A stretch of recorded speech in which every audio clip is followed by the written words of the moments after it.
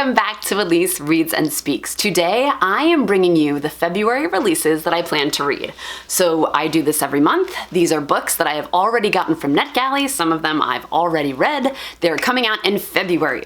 So I only have 5 books for this month. However, 4 of them come out on February 2nd, which is why I have already started reading them. The last one comes out on February 23rd. So to kick it off, the first February 2nd release that we have is Yesterday is History by Kosoko Jackson. So this one follows a boy that gets an organ transplant, and that organ that gets transplanted into him carries the time travel gene. How exciting is that? So because he has this organ that belonged to somebody else that went time traveling, now he has the ability to go time traveling. Love that. I love that idea. So in these dual timelines, there's like modern day, and he travels back to 1960s, 1970s when civil rights movement was happening. He's falling in love with 2 different men. I should mention that the protagonist of this story is a black gay male. So it's interesting on many different levels. I read this book. I gave it 3 stars. I did enjoy it. As I told you, I really love the premise, love the idea. I just felt like the execution was a little weak. It had me questioning things. I felt like I had some unanswered questions. I didn't feel like the characters were fully hashed out, but be that as it may, I still enjoyed this story and highly recommend that you pick it up and give it a try. My second release coming out on February 2nd is Revenge of the Sluts by Natalie Walton. I loved this. I gave it 4 stars. This story centers around this email that was sent out to the entire student body. It highlights 7 girls in very sexually compromising positions. I mean, like these photos, they're not nice, okay? Sent out to the entire student body. You would think that it would be labeled as child pornography. However, each of these girls is 18, therefore they're an adult, so there's not much that the school can do. All right, so this reporter is the main protagonist of this story, and she starts interviewing the girls for the newspaper, and while she's interviewing them, she forms a bond with them. She gets to see firsthand how an invasion of privacy can really damage a person's life, and it also sheds some light on the school administration, how they handled it or, didn't handle it. And I also really like that it highlighted the double standard of, men being sexually active and women being sexually active. And I shouldn't even say men and women. These are kids in high school. I mean, they're in high school.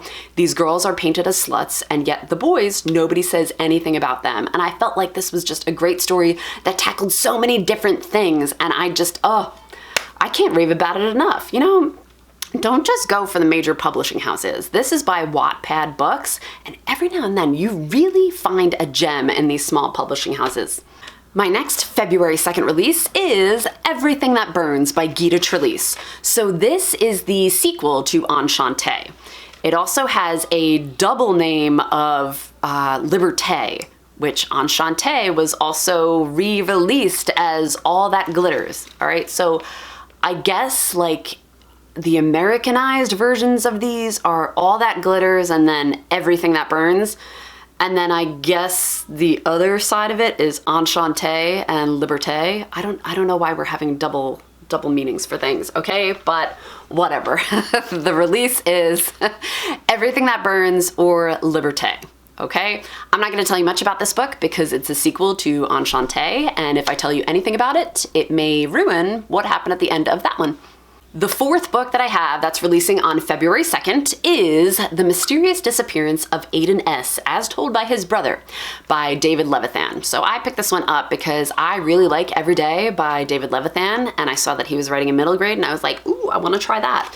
So this book is about Aidan. He goes missing. He comes back after 6 days. When people are asking him what happened, he comes up with this crazy story. Well, maybe he doesn't come up with it, but he tells this crazy story of something that happened to him.